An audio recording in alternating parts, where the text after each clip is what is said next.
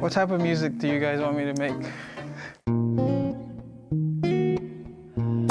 I got interested in music around 16 or 15, and the first thing I started up doing was producing for myself.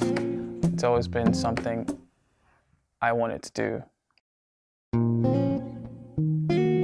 So what we were trying to achieve with radio is a story about a guy who had to be separated from a girl, and he's saying, if you still miss me, you can always hear me on the radio, because now I'm doing this music and I'm singing, so you can always get in touch with me on the radio. Hamilton is actually an untapped region for art, so there's some really nice graffiti downtown, and there's some really cool people that just really want to be in your video, even if they don't know what's about. Once they see a camera, they're like, okay, can I be?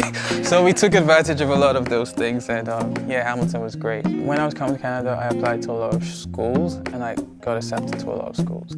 So one thing we also do is find out how welcoming these schools are to new students, and McMaster kind of like did exceptional in my research. Most of the past Nigerian students have been here like, you need to go to McMaster. Like, the community is close, the Nigerians, we all kind of know each other.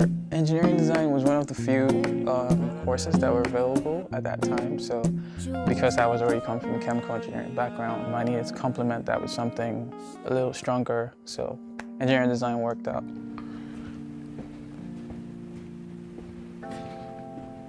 Growing up as a child in Lagos, you get the hard hand if you don't do what you're meant to be doing, which is like going to school, getting good grades, coming back, sleeping, going back to school, and it's just like, you know, it was a cycle of the same things, and breaking that cycle is not wanted by any parent.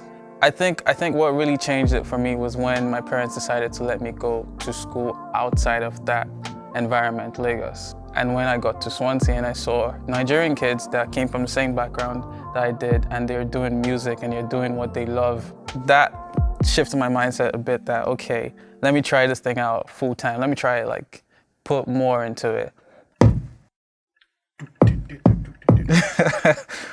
I'm really careful about my drums because less is more, so I don't try to put too much, but at the same time, everything you're putting should be the best decision you've made. Like, out of all the snares in the world, that should be the best snare. Out of all the kicks, that should be the best kick. I like that. Cutting off the high end, so this is how it sounds. When I filter it, it sounds like, yeah. Yeah.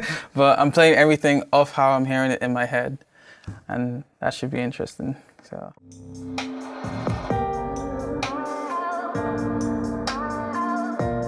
Most of my music is inspired by things that have happened to me. I'm probably like walking on the road or sipping coffee or just laying down, and an idea hits me, or an experience I've had in form of a melody or a song, and then it just keeps going and keeps going, and I'm like, oh my God, this is crazy, I need to record this. And then I get my laptop out and I try to use that melody, play some chords around it, put some drums and stuff like that. The thing is, for the listener, when they're listening to such music, they resonate with what you're singing, because actually something that relates with the heart. So I really enjoy this process, and I try not to force it, I just let it come when it comes, yeah. Okay, let's just say that's the end of that. Yeah.